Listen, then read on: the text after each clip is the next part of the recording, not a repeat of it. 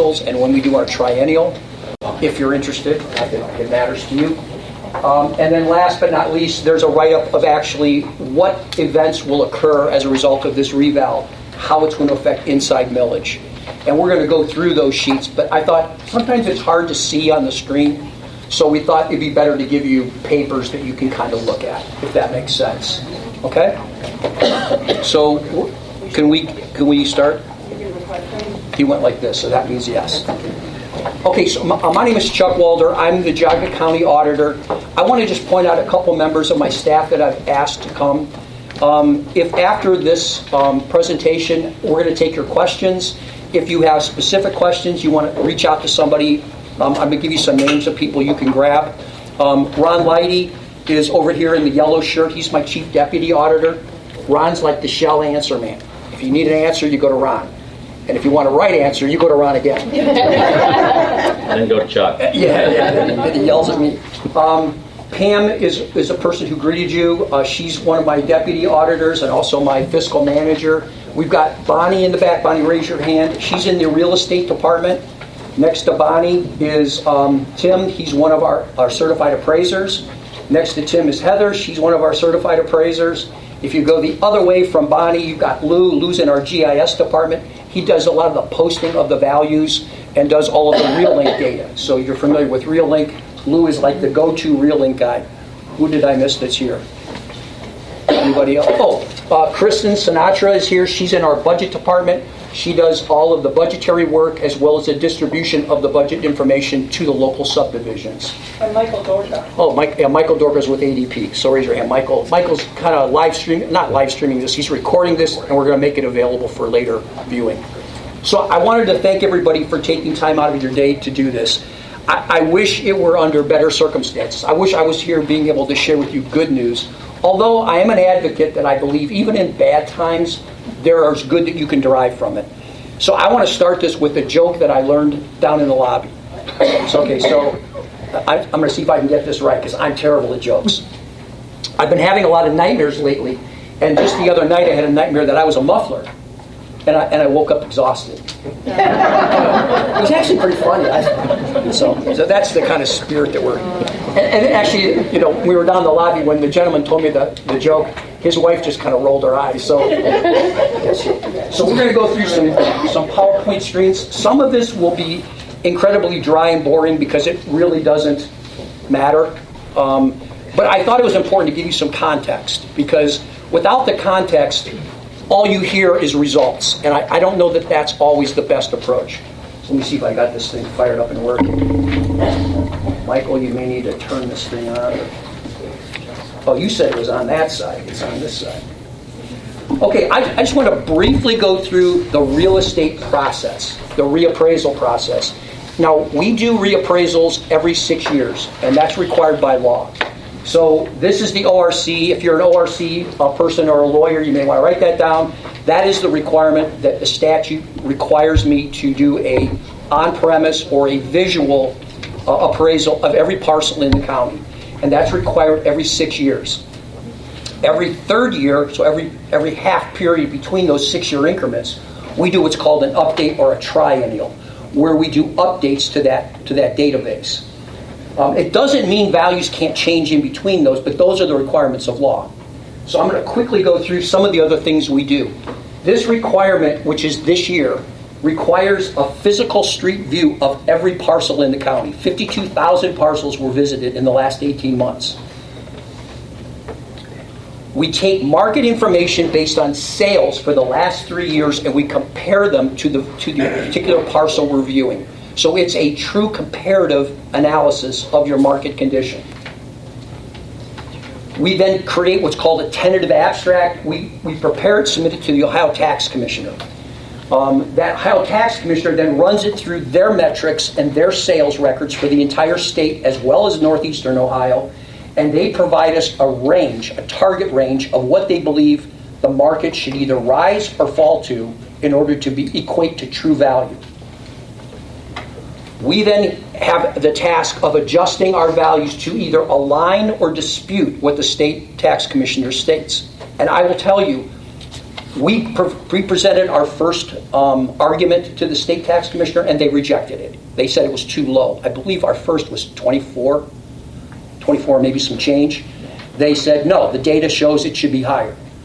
Well, their range was 25 to 35. That's what they thought our range was.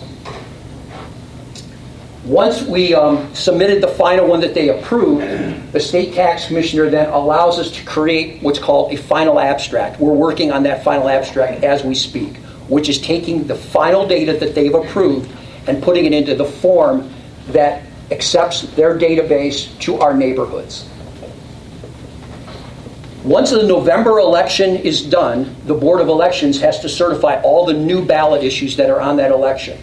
And when they do, we can then update those records to the state, who then generates the tax rates for every parcel. And then we load it in our computer system, and finally, we then can prepare a bill. And actually, the treasurer is the one who prepares the bills. Lou is the one who loads it in the system, but then they prepare the bill. So I always tell people, when you're mad about your tax bill, call the treasurer. It's no one's fault. Our job is to do what the law requires us to do. So that's in a nutshell what the process is. This whole process takes us about 18 months. So we started this about 18 months ago. It's not a quick process. This is the schedule that I showed you earlier on that we have. We're on a 6-year schedule. Geauga is identified in the 2023 appraisal year cycle. The other entities that are listed are also doing their reappraisals along with us.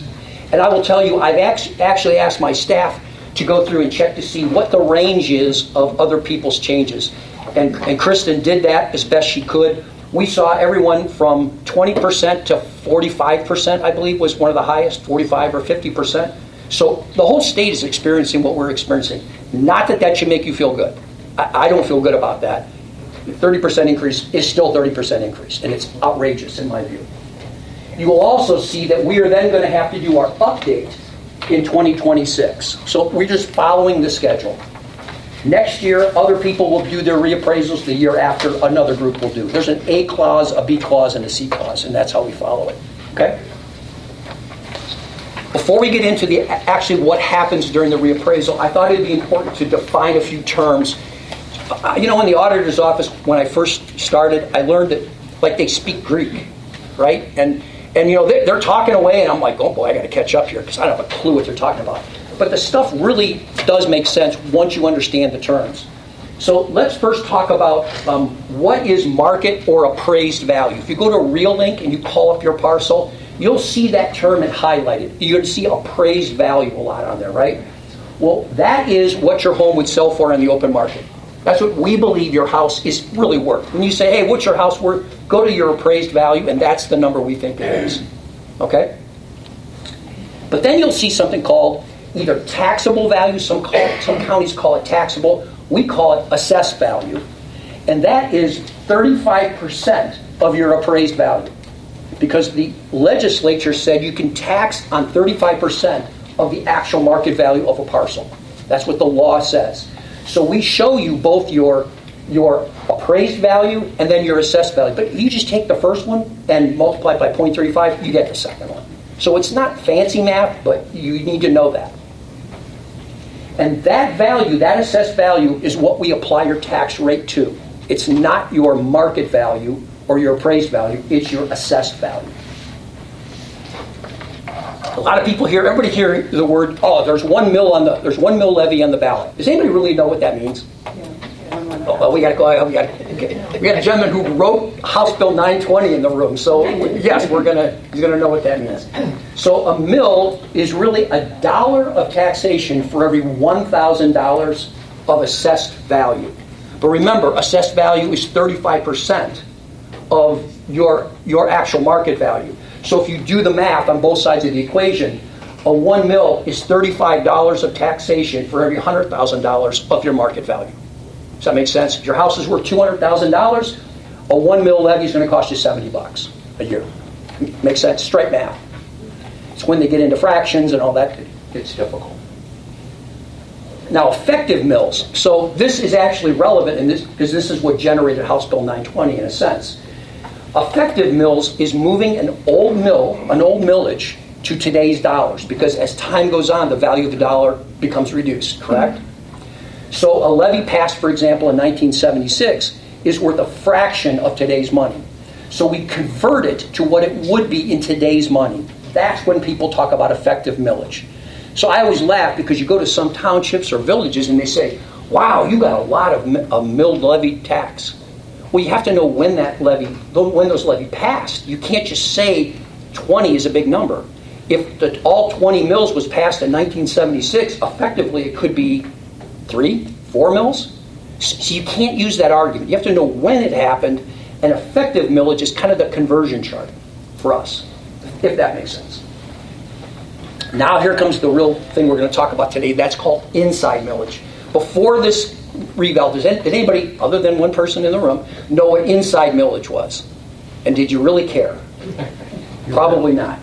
Inside millage, I think, is probably the biggest hurdle we have, and that is because you don't vote for it. All of the other levies that you have on the ballot, you had to cast your vote. You have a say in that in government. Inside millage, the legislator said, we're going to allow up to 10 mills to be applied to your value just to support government or local subdivisions.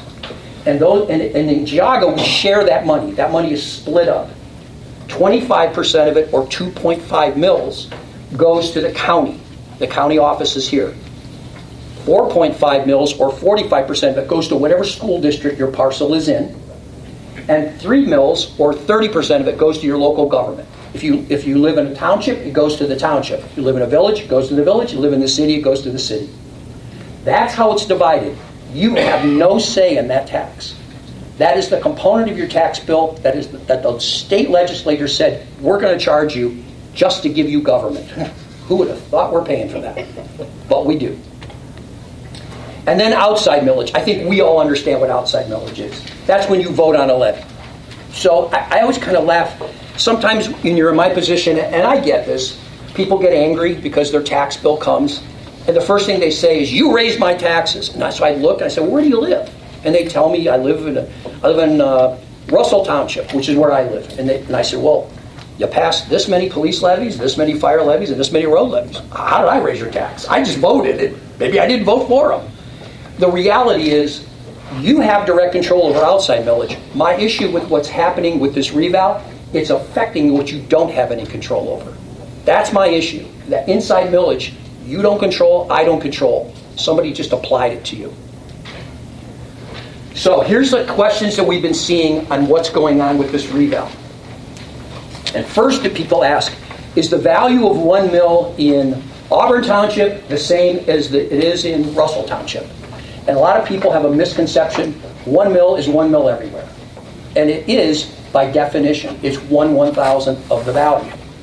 It isn't by number, because 1 mill is generated by the value in that entity. And so, if you look at it, every entity has different parcels and different value contents. So the 1 mill calculation is always 1/1000th of the value of the entity you're describing. So there's 1 mill in Auburn, and there's 1 mill in Russell, and there's 1 mill in Chester, and they're not the same number of dollars. They're all 1 mill, but they're not the same dollars. What makes up your property tax bill? Everyone know this? I mean, if you've gone to the tax bill and know where your money's going, here's really the 3 components. You've got money that's going to inside mills. That's that 10 mill limit that I told you about, divided up to the school, going over to townships or villages and the county. But then you've got all your outside mills. So if you have a county levy, if there's a levy for mental health, if there's a levy for a road fund, if there's a local levy for fire or for roads, those are all included in the outside millage category. And then the last category are assessments.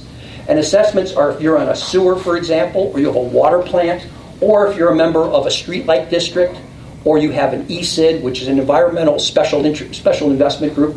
If you're in any of those categories, those are assessed on your tax bill, but they're really not taxed. They're assessments. And those don't fluctuate at all with value. Well, the next question we get is, and it's most relevant today, what taxes are affected by my value change? Your value, you just found out your value went up 30%. Which taxes are going to move? The tax that's going to move directly with that 30% is inside millage. It's a one-to-one correlation. If my house increases by 30%, will my total tax bill increase by 30%? Anybody know the answer to that? Not likely, right? There's only one condition where I can never imagine that happening, and that is if you live somewhere, and wherever you live, please let everyone know, because they're probably going to move there, where there are no outside levies and there's no assessments. Because then all you have is inside millage, and that's the only thing moving with value. The reality is, my answer is unlikely. Also, you need to know that House Bill 920, which is the inflationary measure that was passed in 1978, which we have an expert on House Bill 920 today, so I may tap him for some answers. That restricts the generation of outside millage monies, and it captures the value in the time that it was passed. It doesn't let it continue to inflate as time goes on. That's what House Bill 920 did.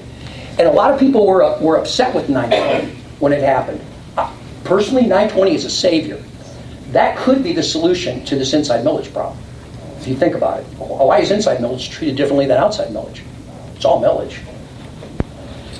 So this is how the appraisal, and I'm sorry this screen's so small, you have a copy of it.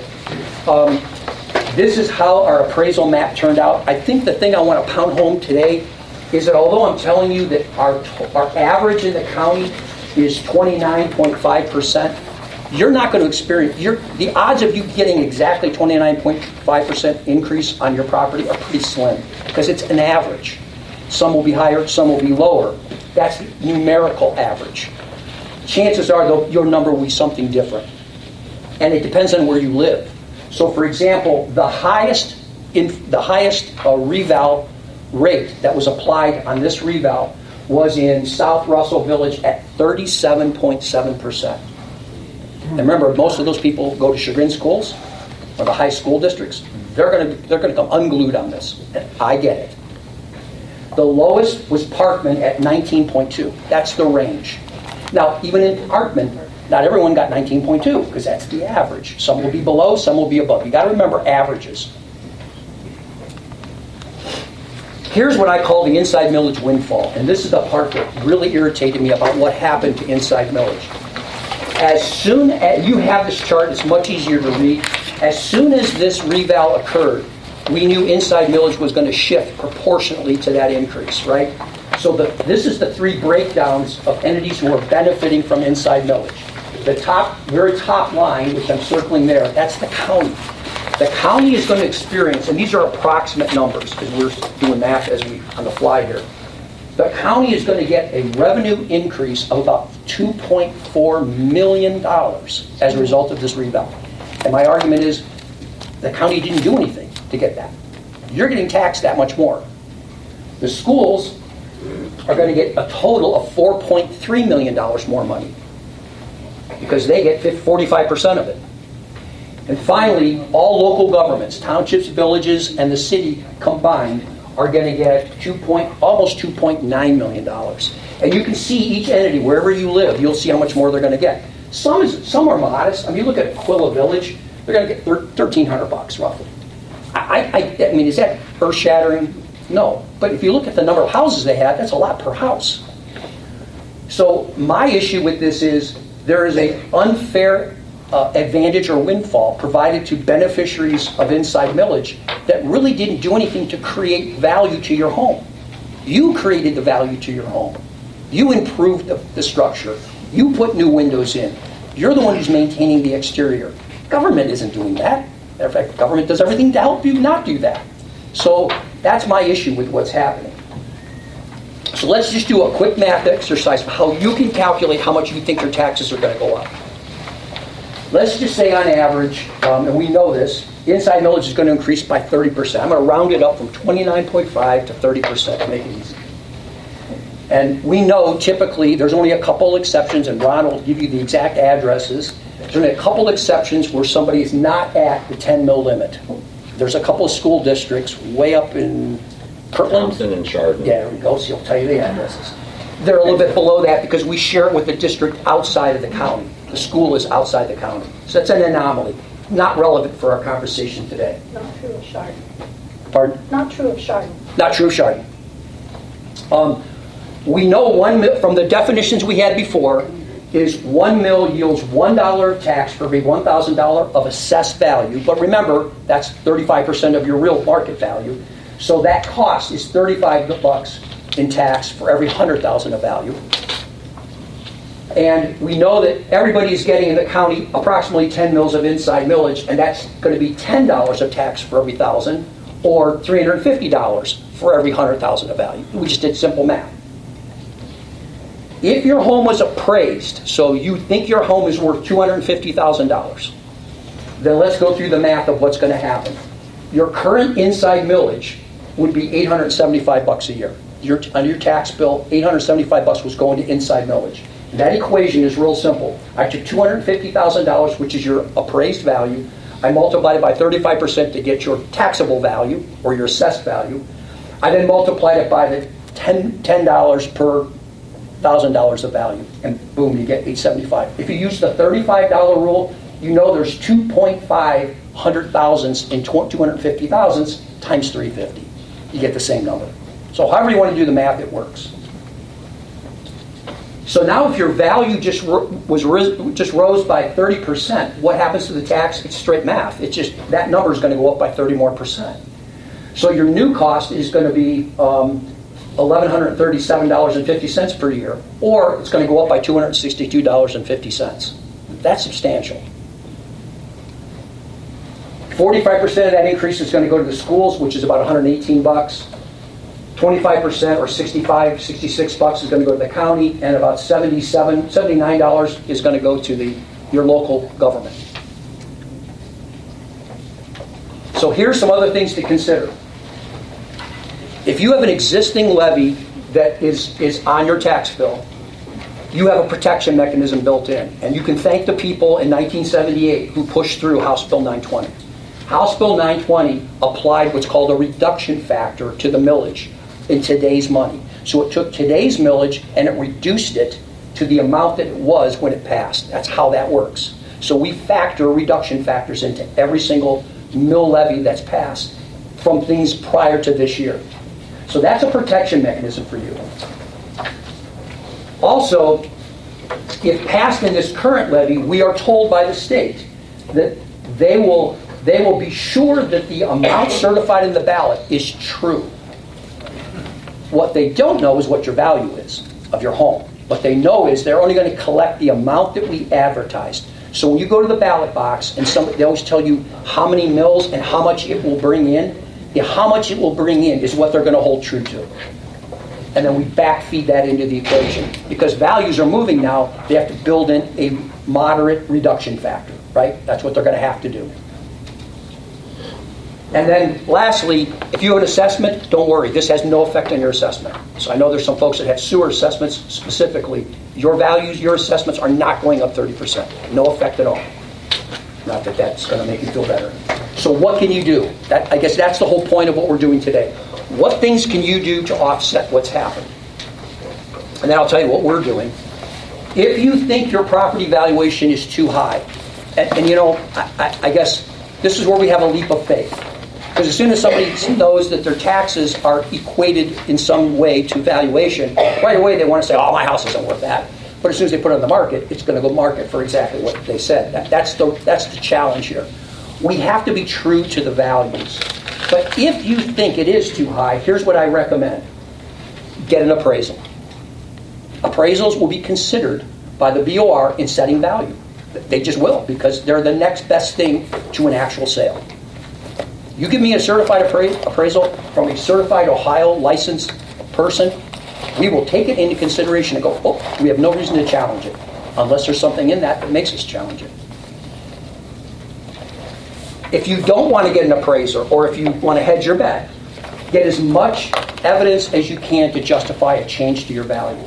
So if you defer doing a roof, or you have a problem on the inside of your home, your basement leaks, you have a dated kitchen, we don't see those things. We are doing street-side physical appraisals. We're looking at your house. We can't see it from the road. We don't go inside.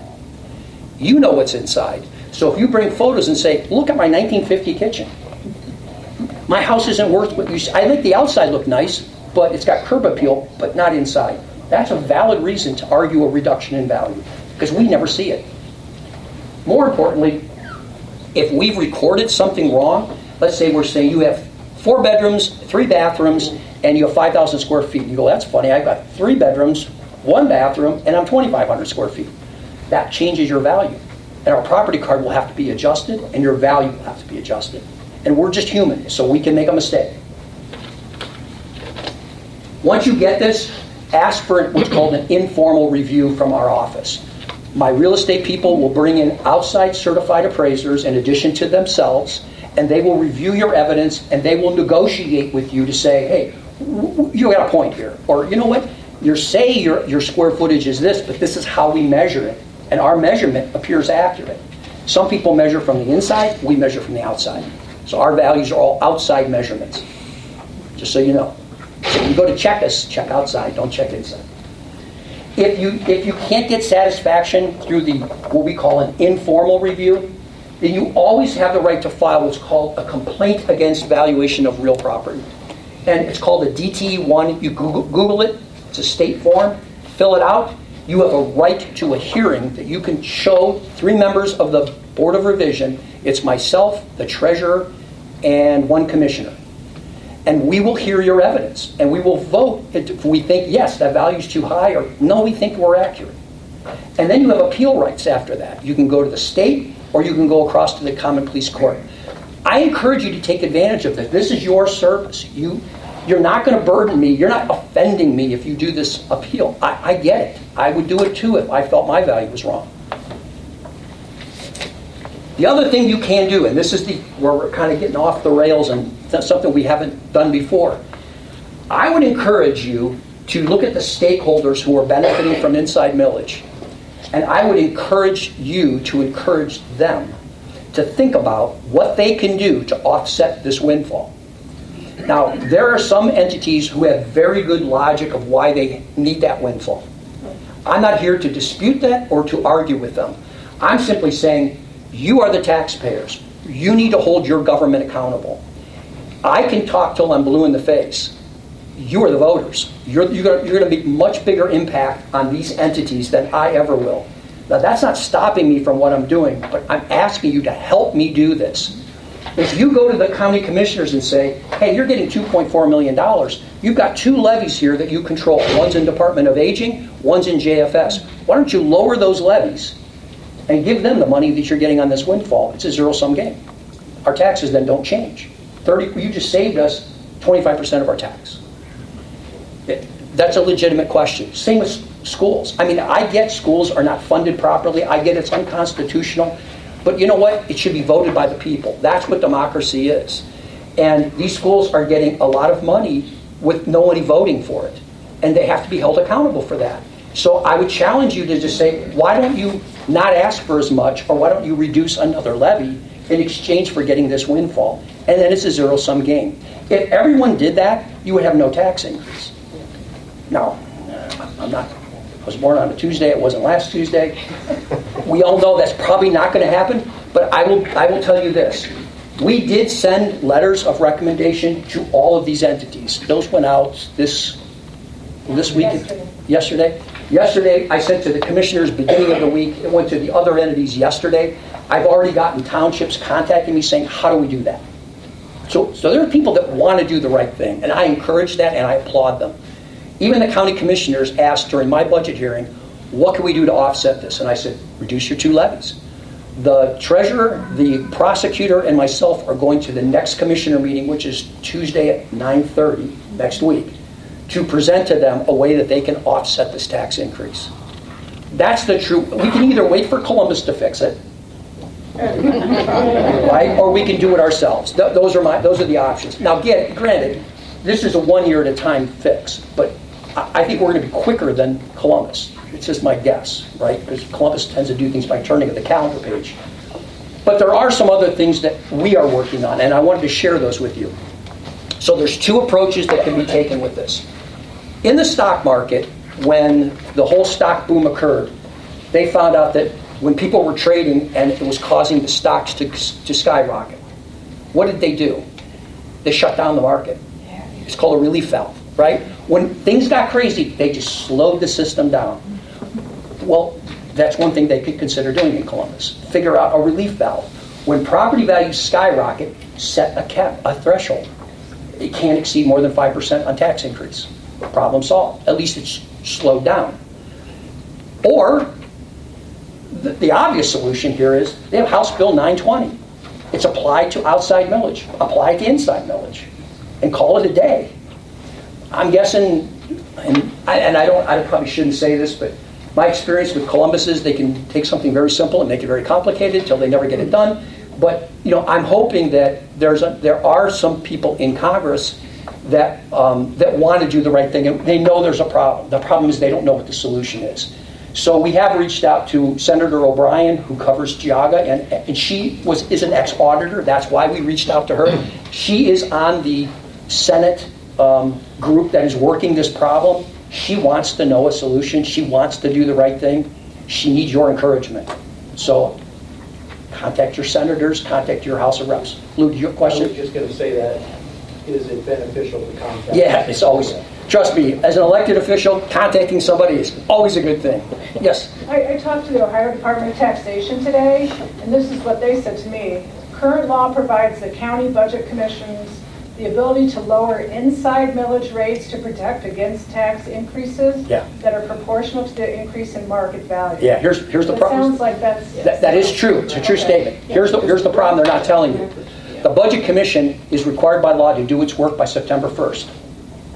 Budgets were already done. So I can fix this for you, but it's not going to help you until 2025. Everybody want me to wait, or you want me to try and get it? So we could look at next year's budget. The problem with that is we, as a Budget Commission, have a simple test for budgets. Need. If the party doesn't express need, we are obligated to reduce their collection of money. They're going to have 12 months to come up with need. Anybody think nobody's going to figure out how to use this money? ARPA. Anybody figure out how to use ARPA and CARES Act money? They burnt every nickel, right? That's my worry. It is true what they're saying, but I think it's a solution. It's going to be a non-problem by the time we go to solve it, because money is going to be needed, and we're going to be left holding the bag because they're going to appeal our decision, and the state will say, well, the demonstrated need. I can't argue what they're doing is being right or wrong. I can't do that on the Budget Commission because I sit on that board. I can only argue, did you present adequate need? It's not a true world that way. That's a good point, though. Okay, any other questions or anything we can work with you? Yeah. Do you know what the average dollar increase will be for a homeowner in Geauga? Hey, Ron. What's the total amount of inside millage? Oh, we get that. We can pull that chart up. Go ahead. Let me just do this for you. They're making all the way back through all the slides. Oh, here it is. So the total is about $9.6 million of increase. Divide that by 52,000 parcels if you do average. Well, with your specific parcel, there's that. It's what is it, page 4. Sorry. This.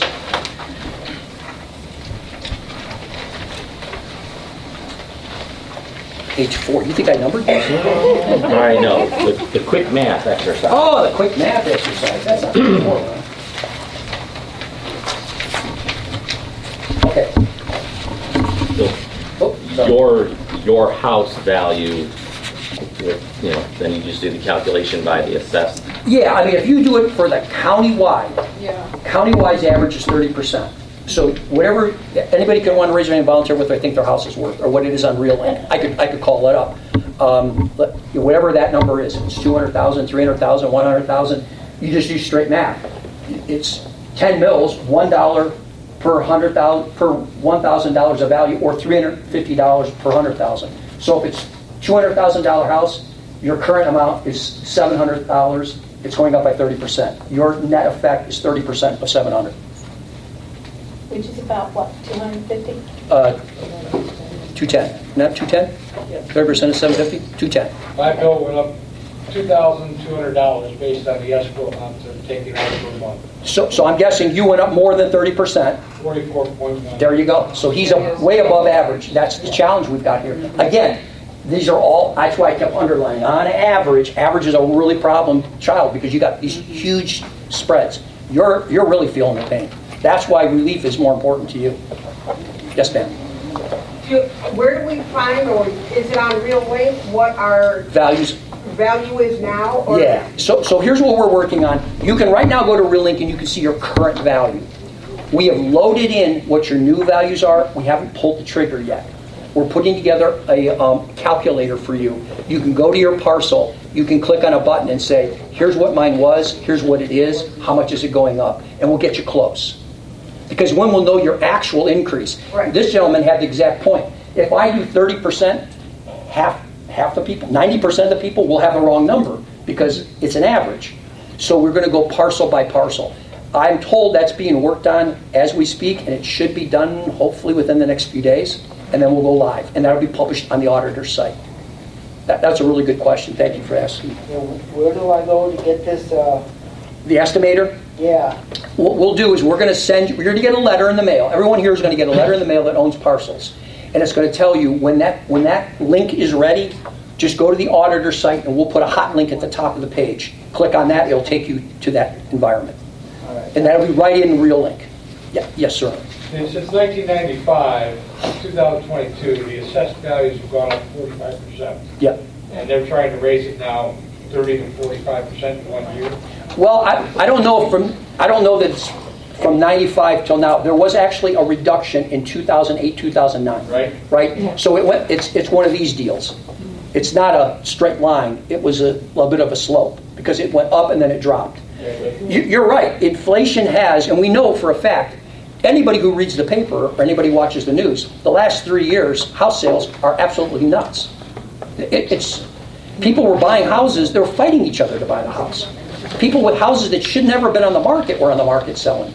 And so that is driving up these prices. Now, I always argue what's not fair about that is you have to sell your house to make out. Who's going to do that? Because you can't afford to buy another one. So the relief should be, there's no reason in my opinion why inside millage is coupled to value. It shouldn't be. That's just my opinion. Your point is exactly right. That's a trend that's going to go on forever, and that's what 920 solved on outside levies. Unfortunately, it didn't do inside levies. Is the inside millage, is this thing a change? Is the inside millage not being affected by 920, is that a change? No, the inside That's millage not has even- never been affected by 920. Okay. Yep, right. that's a good question. So I would like to say something else. I am an old person. I went to school in the 50s and 60s. And I can remember that schools never had to put on levies because 920 was not in effect. 920 went into effect, and ever since then, schools have had to put on levies every 3 or 4 years at best, if not worse. And so people, you say, yeah, you want to control your taxes. Of course we all do. Nobody wants to pay more taxes. But things have to exist. And schools are one thing that need to exist. People choose their community by their school, by how good it is. And it takes money to have a good school. Chardon, which is one of the ones that is in the lower range that you mentioned tonight, doesn't meet the 45% range. We have the crappiest buildings, I think, in the whole county. Chardon does have it. Chardon is 4.5 mils. The schools are, yes. Yeah, the school is 40. The It's town, 40. and What earlier, I'm the saying is township the floor, is a little. the floor thing. Well, We are at the ceiling. 45% is what you're saying we're going to increase by. But what I'm saying is it's not going to be that much because there's a floor. Some of the smaller schools, I think Cardinal, maybe Burton, they're at the floor of 20%, so they're going to increase the whole amount. We are not. Well, And the other thing I want to say about that is we've chosen to live in a rural community. I hear all the time, Munson Township, where I used to live, constantly talking about we want to maintain our rural quality. Well, that means we don't have businesses that pay big taxes, like, for example, Solon. Solon has great buildings and pays their teachers a lot more than Chardon or any of our county schools do, and that's because they have business tax base. We don't have that here. We have chosen that. So, and the other thing I'd like to say, if you've got a $300,000 house and you're paying essentially, what, $350 a year for that, for your tax assessment? A $300,000 house? Above what we're paying now. No. You said 35% of 300,000. You'll pay $35 per 1 mil. You've got 10 mil, so it's $350 per 100,000. So it's 350 times 3. But on top of what we already paid, You'll pay about a $300. About a $300 increase. Difference. Correct. That's what I'm saying. If I divide that by 12, that's what, $35, $30 a month? 20. I buy pizza for $25. I understand. And I'm saying that it's worth it to pay some taxes and have good schools and good roads and the things that our government does give us. I think that is worth something. I don't disagree with anything you said. Here's what the fundamental difference I think you and I have. I think it should be the vote of the people of what they want. It shouldn't be the vote of anomaly. And that's why schools are suffering financially, because they have to every 3 years or so. Well, here's what I will say. Here's what I will say. You can go across the United States, and schools are funded differently in every state. They are. Yeah. And we all know, anybody that's been in Ohio, 35 years ago, they determined that schools are being funded constitutionally, right? Yes. So all I'm saying is, for 35 years, the legislature has done this much to fix the problem. Right. So I think we can't just assume it's going to happen, or it's the way everybody wants it, because it hasn't been fixed. Did they lower income taxes this year at the legislature? I don't know, I'm on a fixed income, they don't pay crap. But did they lower, I believe they did lower income taxes. I don't know. Sir, you have a question? I'm not talking about schools, I'm talking about money. Yes. Will the estimator include the reduction for the 920? Oh, there is no reduction on 920 in the inside millage. There is no reduction. No, 920 is outside millage. Outside millage. So when we go online and look at the estimator, Yes. will that reflect? We ignore the outside millage when we do that calculator. You're ignoring it. Yes, All we're- you're doing is showing the differential for the inside millage. Exactly. So you're not really showing what our final tax. No, because we don't know what levies are going to pass in November either. So we're like, So if we have no levies in our district, then you're overstating what the increase. probably, it's an estimator. Exactly right. It's not, you can't use that to pay your tax bill. You will get an idea of where it's moving though. Yep, that's a good question. Yes, ma'am. Yes, I'm noticing on Real Range that they've changed square footage, and it looks like they're including garage space, basements. Is that correct? It's true that square footage will be included in basements if they're finished. I do not believe we include garage space in square footage or unfinished basements. But Because I'm noticing that our square footage has increased exponentially. and then I I'm would give us a call. Maybe somebody keyed something wrong. We're happy to take a look. I'm sorry. Yeah, so I know you had spoken about reducing the maximum increases, like to a 5% versus the 35, like capping it. Yep. I know other states do that, like for example, California do that because many people were actually taxed out of their homes. Right. As their property values increased exponentially, you know, they could no longer afford to live in their homes. And of course, this lady's talking about a pizza. I understand a pizza, but there are some people. Fortunately, I'm not in that circumstance, but there are people that can't afford the pizza, they can't afford their medications, and this continues. It can tax people right out of their homes. And these are people that aren't worried about the school. They're worried about living and keeping their home. So I'm just wondering what it does take to cap that at the 5%, and if that would be retroactive, or if it's already a moot point for this, and we're kind of stuck. I think in my conversations with Senator O'Brien is it won't happen this year. It's a future fix. And to your point, I appreciate the examples like $300,000 is only going to be worth a pizza. The gentleman in the back, I think, is the greatest example. His went up way more than 30%. He's going to be buying all of us fillets, not pizza. So that's the issue. I think we live in a democracy where we should vote on what we want, and I think this is an unvoted mandate of sorts, and that's what I'm objecting to. Whether we can agree that we can afford it or not, I think it's not as material as.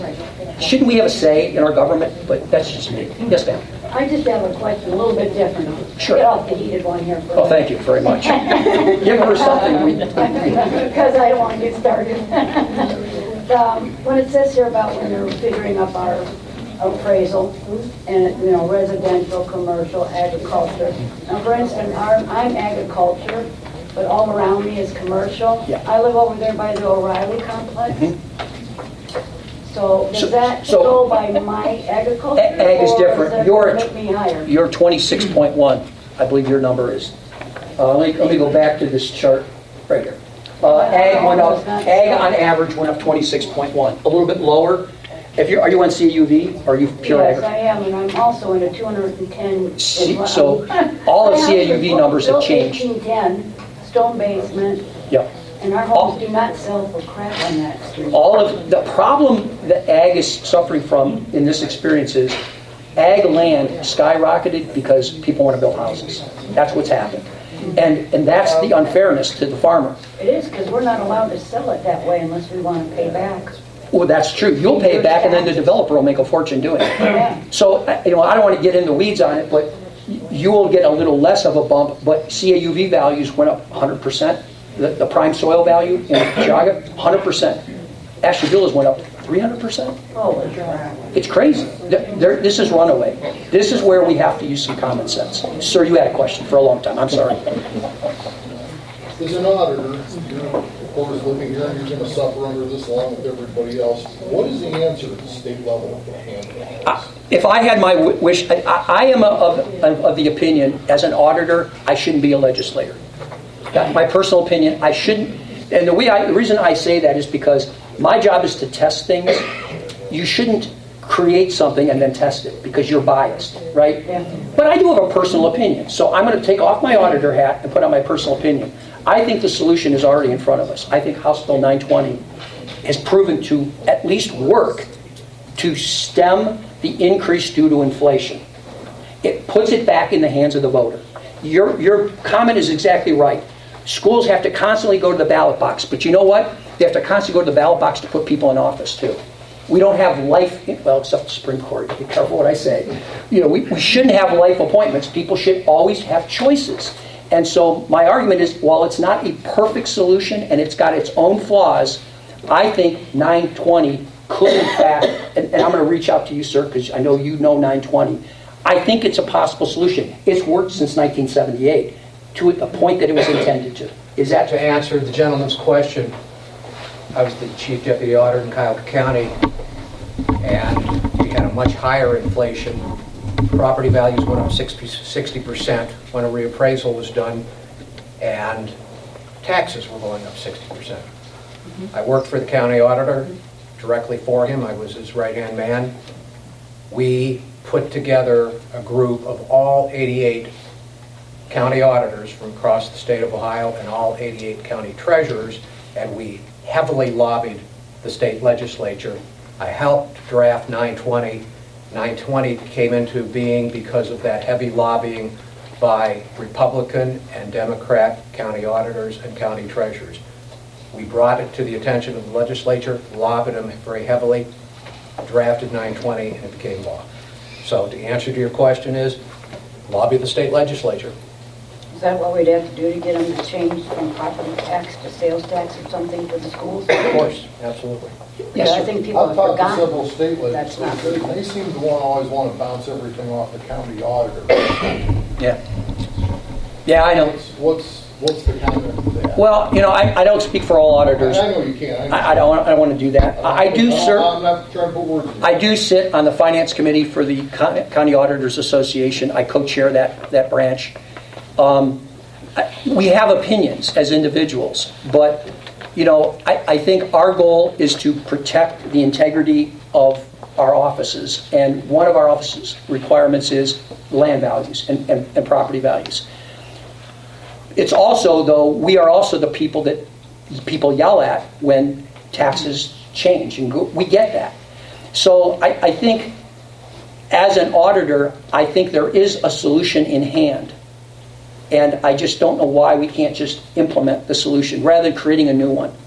So I am going to not lobby, but I'm recommending to Senator O'Brien that they at least consider just widening 920. How long does that take? I could probably do it in an afternoon, but the state will take a year. But in the meantime, I think the problem still exists. So and I don't mean to dodge your question. I just don't feel comfortable as an auditor leveraging a law. I just don't think that's my job. Well, when I've talked to them, their pushback was, well, all the auditors get together and they don't want to do it. It's just a pass. Well, my conversation with Senator O'Brien was she was an auditor at one time, and she's talked to several other auditors. And unfortunately, in this particular scenario, she's getting conflicting data from auditors. Not all auditors are aligned that the solution, like the House bill that's currently on the floor, was it 928? Isn't that what the House bill is? It's currently trying to resolve this. It wants to wholesale change how we appraise. And they're saying, you're fixing a problem that doesn't exist. Fix the real problem. That's the problem. 187. 187. 180. Yeah, what's 928? Anyway, so I will say this is not the same experience that he had in 1978 when all 88 people were, all 88 plus all treasurers from 88 counties were together. It's not the same. It's a different makeup of people. We did use the County Auditors Association, State Auditor, State of Ohio County Auditors Association, and State Ohio Treasurers. County Treasurers Association. Yep. Those two associations got together, heavily lobbied the legislature. House Bill 920 was enacted into law. Yes, sir. Do you think it's of any benefit for us to contact Senator O'Brien directly? I would. I have the contact information if you want it. Yeah, I don't want to, please don't say, Chuck told me to call you. You're killing me here. I already emailed her. Okay, so I actually talked to her 2 days ago for about an hour and a half about this issue, and she's got these PowerPoints, by the way. Here's what I'm talking about a voice from the people. A voice from the people is always welcome with any elected official, especially at the legislative level. I would encourage you to do that. What about Senator Serena? Yes, definitely. Has he been talked to? By you? Chris, not by me, but I believe Chris Galloway, who's the auditor in the lake, has talked to Jerry Sereno. Yeah, we're kind of picking our own, we have our own senators and kind of work through them. The Senate seems to be, for lack of a better word, more receptive or more, they're more tuned in because they have an auditor within the Senate. Senator O'Brien was an auditor. Nobody else has that. And you kind of have to understand how millage works. And as well as I do, nobody knows what a mill is. So now you got to start from there. There was another question. Yes, ma'am. Where would you find a certified appraiser and about how much do they? Yeah, well, it depends. I mean, so there's, you can Google them. They're all over the place. I know we could probably, Tim, can you and Heather help with that? So they're both certified appraisers. They can't do the work for you. Okay, just telling you that. You better not be doing any work for them. But they can give you some names, and trust me, we're not recommending anybody. We're just going to give you a list of names. We can help you with that. Okay? And there's some local, I'm guessing a typical house appraisal could be anywhere from $500 to $2,500. It depends. Appraisals are all over the map. Now, if you're looking at this kind of an experience of growth, it may be worth it to do. You have to do that math yourself. There's also cheap appraisers, but would you know up front? Would they be able to estimate if you're telling them about how much? I don't know, guys. You guys did that for a living. Do you do that? Pardon me? Did you up front tell the customer how much it would cost to do an appraisal? No, because they call that unethical. We're not allowed to do that because then you're basing your fee upon the price of what the appraisal is going to be or not. There generally is. I work for an appraisal organization, but they were charging somewhere around $500 at that time. But it was for mostly lending institutions like banks and credit unions and stuff like that. I wouldn't be wanting to sign someone up, and then they give me, if I'm before they do the appraisal for you, yeah, they would say what their standard fees are. Yes, yes, they would be able to do that, but they don't say, well, if your house is worth this much, I'll charge you this much if it's worth this much. We do accept bank appraisals, by the way, just so that you know. If you've got your bank recently remortgaged or refinanced and you have a bank appraisal, we accept those. So we will consider those as part of the value proposition. Yes, you were first, I believe. So you answered my question, but I'm going to comment as a banker.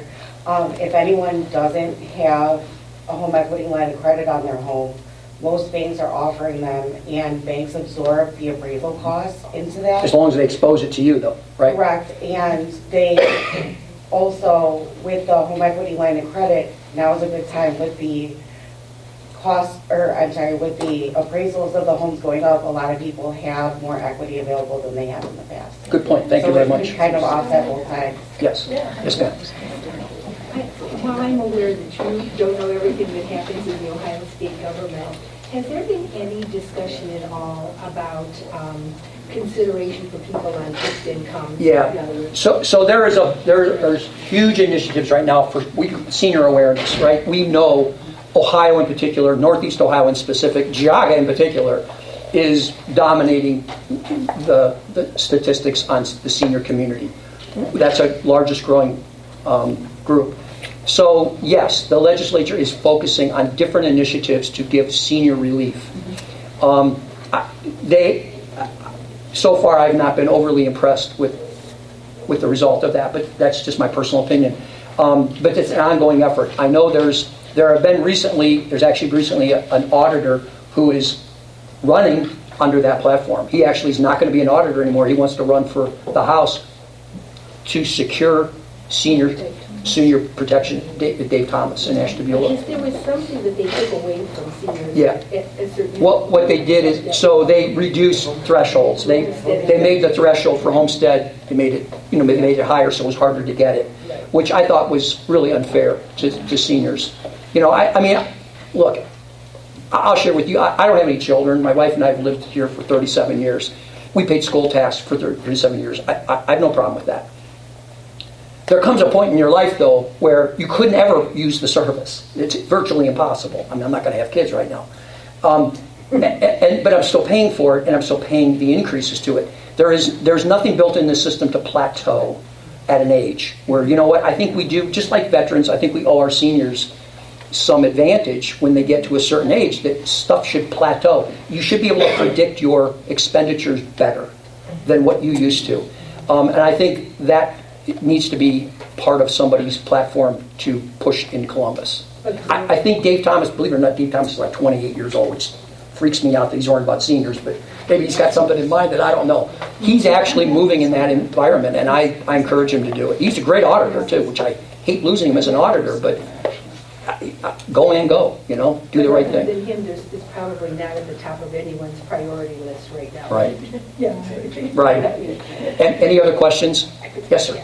I understand from the state of Ohio, you're allowed to pick 3 years to determine the true market value. We used the last 3 years. The last 3 years. Mm-hmm. Is there any reason why you can't look at prior years to get a blended figure? Because we're looking at an artificial situation right now that's not going to stay the same. It's just like the stock market.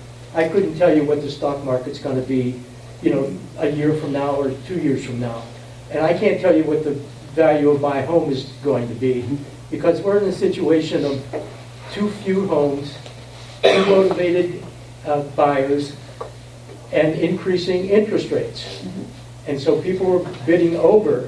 There's got to be a blending mechanism so that we can do something that's more fair to the taxpayer. So to answer your question, yes, the initiative in the House is considering what look-back you use. That is one of the criteria they're investigating. The argument was, well, that's what the triennial is. It's a third-year adjustment. The argument I've used is, but that's not a reappraisal. So, your point is well taken. I think a 6-year window, since this is a 6-year reappraisal, would be more accurate, in my view, of the trend.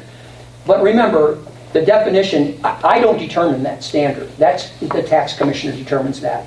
That's what that House bill is attempting to do, is change the requirement of the tax commissioner. He's the one that says what look-back period I can use. I don't have that authority. I have to use what he tells me. And do you ever look ahead? And No. you think that Well, state market's No, I mean, the argument is, so these values are as of January 1st of this year. This is always a look back. Appraisals always look at a moment in time in the past. It's just how they are because it's a fixed point in space. But then the Board of Tax Authority, who monitors appeals, they give you a window range. So if you appeal a year later, they let you look back at a number, or if it's sold a month after, they'll let you look forward a month for the sale price. Because the house didn't just bump change, right? It sloped. But in general, those are only done at the appeal stage. They're not generally done at the appraisal stage. And I think that's where the problem is now. So to answer your question, yes and no, but it's not a clean science. It's an estimate, you know. But the true test is sale. So house sells, that's what it's worth. That's what somebody paid for it on the open market. Everything else is guesswork. And that's the problem. All of you have to sell your house to get a true value.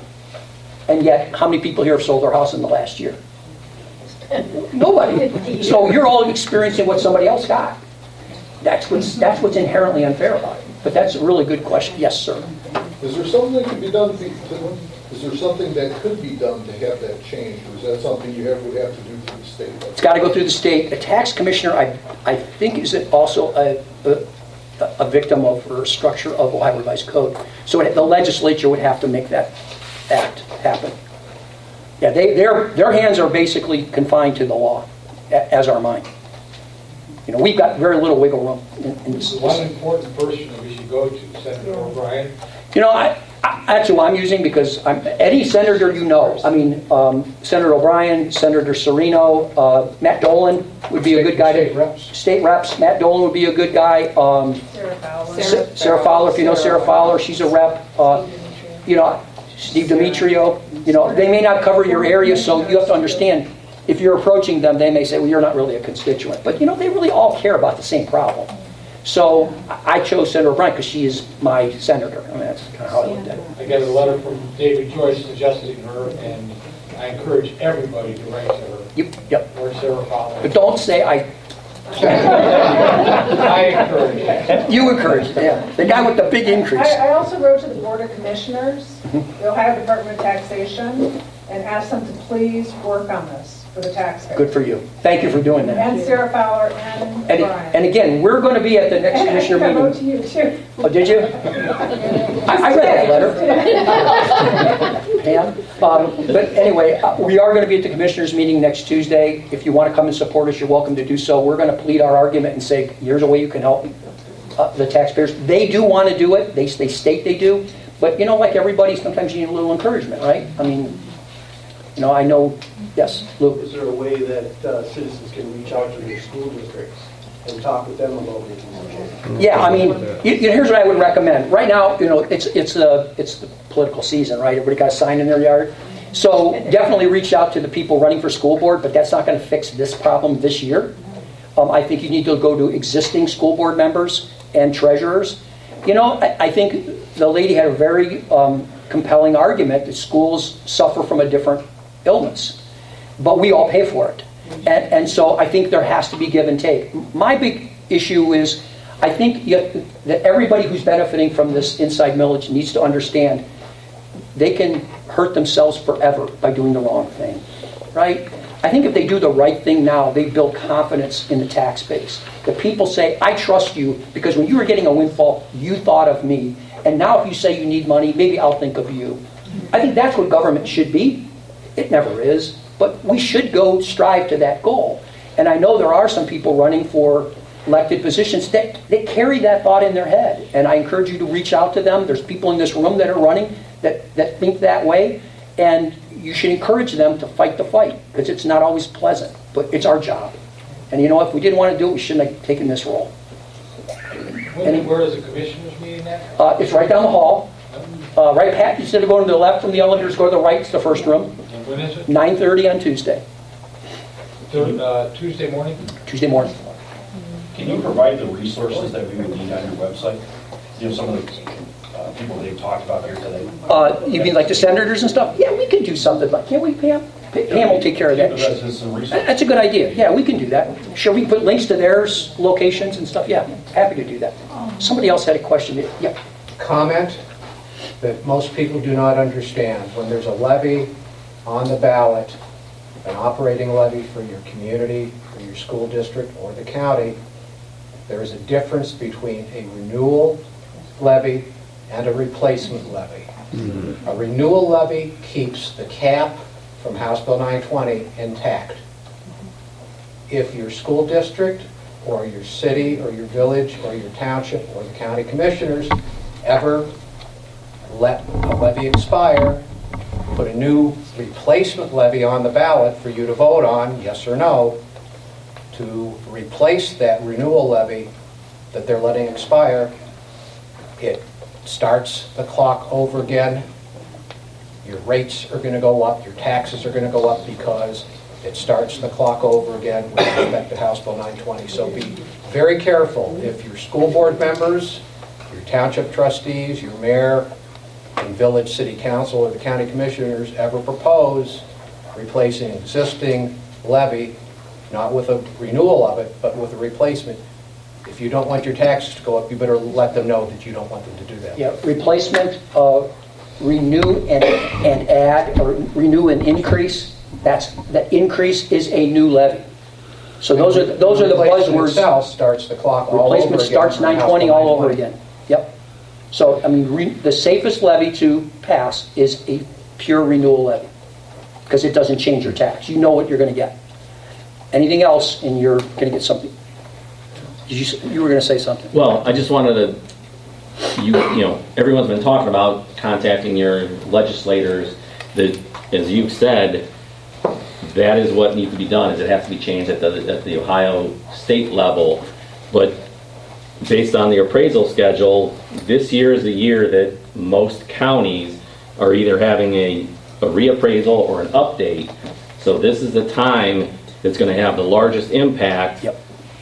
So this is the time, I think, This is the perfect storm. even if you have friends that live in Cincinnati, friends in Columbus, friends in Dayton. Have all of them call Sandra O'Brien. Anybody contacting anybody you can is the only way that's going to change this issue. And this, I think, shows that this is the prime time to do so because the most percentage of the state is going to be affected by it. Yep. Squeaky wheel gets the grease. Okay? Sorry. So have these changes already gone into effect, or? Well, technically they have, from a standpoint of your value was changed effective January 1 of this year. You haven't paid the tax on it yet because you pay your taxes a year in arrears. So you won't pay your tax till January. But any relief can still get in under the wire. So we have reached out to these entities. If they reduce an existing levy by the amount of the increase, we will get it in this year so that it's effective in January. We can provide that relief if they act quickly. We only have 3 weeks, 4 weeks. Shortly after the election. Shortly after the election, the deal is off. I've got to certify, and I've got to send it to the state, and I get the tax rates. So we're in a short time window here. That's kind of why we've been hustling to try Those to. values been posted? They haven't. They've been sent into our system. We haven't flipped the switch yet because we wait till the letters are ready to go out. I looked the other day. Yeah, they're not. They're in there, but you can't see them. When Yeah. you say they can provide relief, who's the? They being the county, the townships, cities, or villages, and the school districts. They can provide relief. By not using all of their inside millage this year.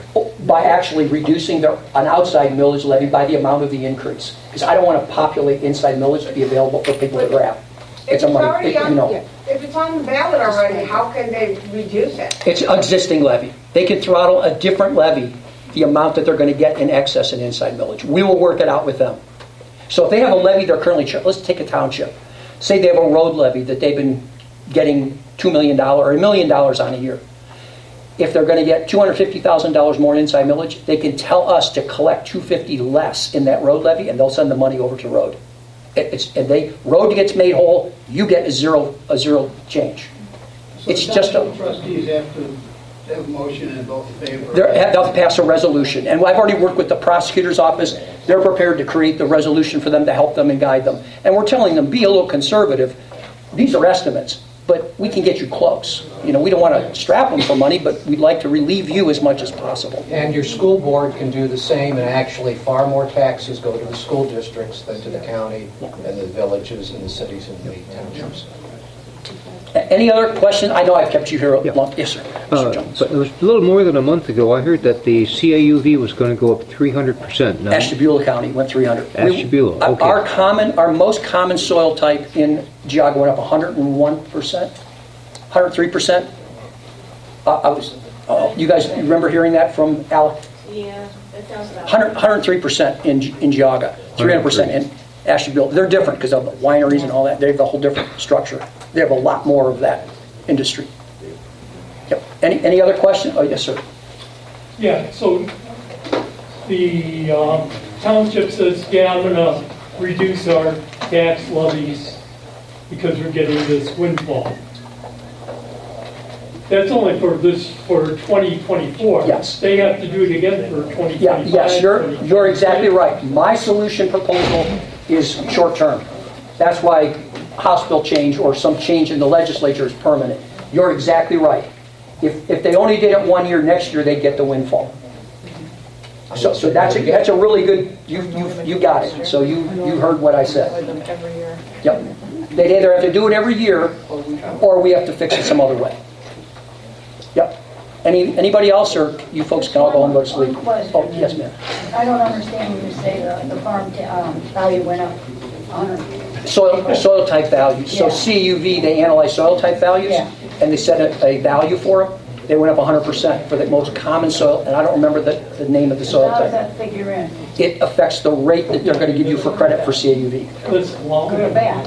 I guarantee you it's not good, but Okay, I'm trying to figure it out. yeah, it's not a good thing because the value of that land to be used other than for CAUV is much higher. It's crazy. Well, Farm Bureau is active in that, so I've been talking with them, and they're pushing their own legislative agenda on that. That's a good question, though. Good. Hey, this is not, this isn't just shared by us. This is, the whole county is experiencing this.